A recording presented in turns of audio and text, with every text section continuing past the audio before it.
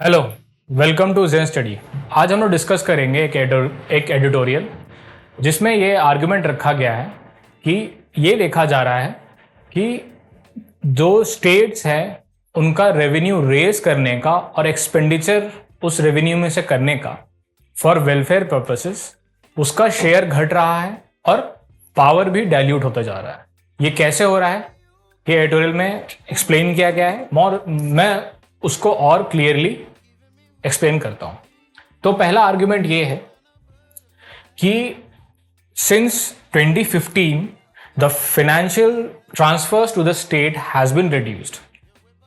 ये आर्गुमेंट इस बेसिस पे है कि जो टोटल टैक्स कलेक्शन है बाय द सेंटर उसका जो शेयर जो परसेंटेज डिटरमाइन किया जाता है बाय फाइनेंस कमीशन उसका परसेंटेज तो इंटैक्ट है, बट जो टैक्स रेवेन्यू कलेक्शन है बाय सेंटर वो बढ़ने के कारण वो परसेंटेज अब उतना रीजनेबल नहीं रह गया है इन प्रेजेंट टाइम्स। तो इशू ये है कि जो मेजर है जो परसेंटेज डिटरमाइन किया गया फाइनेंस कमीशन के द्वारा it is not devalued at the current rate. Principle सही है बट टैक्स का जो कलेक्शन है इट हैज इंक्रीज्ड। वो कैसे, आइए देखते हैं। तो जो 14th फाइनेंस कमीशन था it increased the states share by 10 percentage points from 32 by 13th finance commission, अब वो 42 हो गया है। तो शेयर जो स्टेट्स है they would get 42% of the all revenue collected by the union government. अब मेन इशू ये है जो आर्ग्यूमेंट है इस एडिटोरियल में, और बहुत सारे स्टेट्स भी ये आर्ग्यू कर रहे हैं कि union government has reduced the financial transfers to the state, और दूसरा है कि it has increased its own revenue to expand the discretionary expenditure.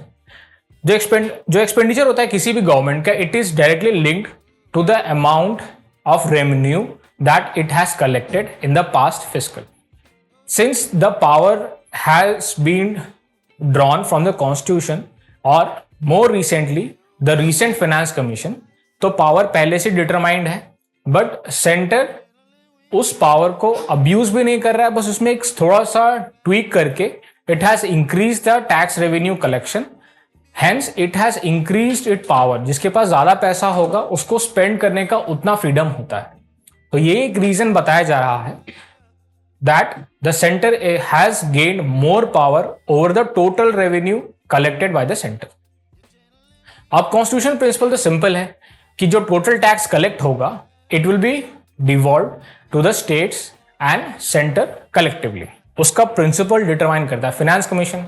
तो कैसा ये यहां बात कैसे पहुंच गई, आइए देखते हैं। तो फाइनेंस कमीशन 42% शेयर उसने क्लियर कट मेंशन कर दिया कि अगर 100 रुपए इकट्ठा हो रहे हैं तो 42% ऑफ दैट अमाउंट या 42 rupees will go to all the states combined. But यहां एक इशू देखा जा रहा है कि अब जो एस्टिमेट लगाया जा रहा है, जो बजट या जो टैक्स कलेक्ट किया जा रहा है ऑन द बजटरी प्रोविजन जो हर साल निकलता है, उसके बेसिस पर यह देखा जा रहा है कि डेवल्यूशन 42% ना हो के अराउंड 35% रह गया है। ये कैसे हुआ, आइए देखते हैं। और स्टेट्स बेसिकली ये फैक्ट्स पुटअप कर रहे हैं कि जो टोटल रेवेन्यू जो यूनियन गवर्नमेंट कलेक्ट कर रही है इट हैज डबल्ड, बट जो स्टेट्स को मिल रहा है वो डबल से थोड़ा कम है या डबल है, और जो यूनियन कलेक्ट कर रही है वो डबल से भी ज्यादा बढ़ चुका है। तो एक डिस्क्रिशनरी पावर और ज्यादा रिसोर्सेज सेंटर के पास है फॉर इटसेल्फ। अब हम लोग आते हैं कि ये इशू आया कैसे और हम लोग इस प्रॉब्लम या एक क्राइसिस के पास हम लोग पहुंचे कैसे। तो एक सिंपल टर्म समझने वाला है, इनफैक्ट दो सिंपल टर्म्स है, सेस और surcharge. They are simply tax on tax. तो हम लोगों को कॉन्स्टिट्यूशन प्रिंसिपल्स के बेसिस पे ये पता है जो टैक्स लगाती है central government it is sanctioned by the parliament, और सिमिलरली जो स्टेट टैक्स लगाती है it is sanctioned by the state legislature. तो सेंटर के पास ये पावर है कि टैक्स वो जो पार्लियामेंट ने प्रपोज किया है या वोट किया है उसके बेसिस पे वो टैक्स कलेक्ट करे।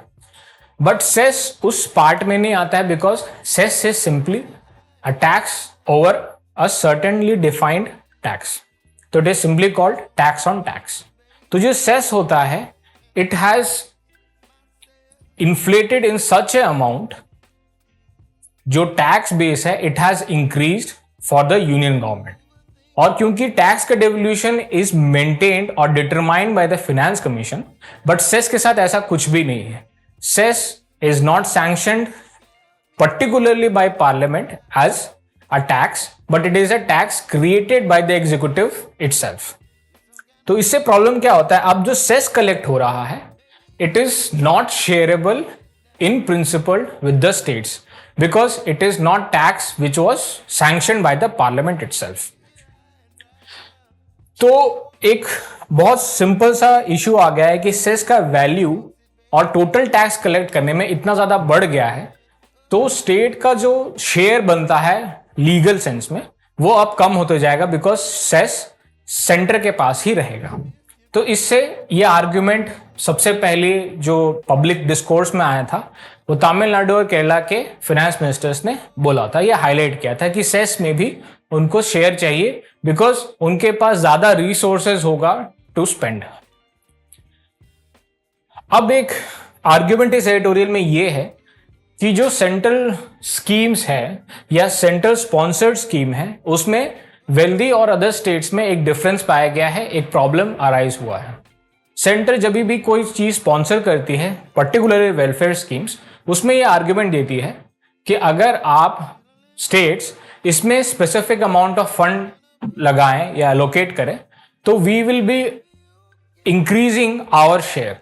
तो इसमें इशू ये आता है, जो वेल्दी स्टेट्स है जिनके पास सरप्लस टैक्स कलेक्टेड है, they can allocate more funds and get better benefits from the centre.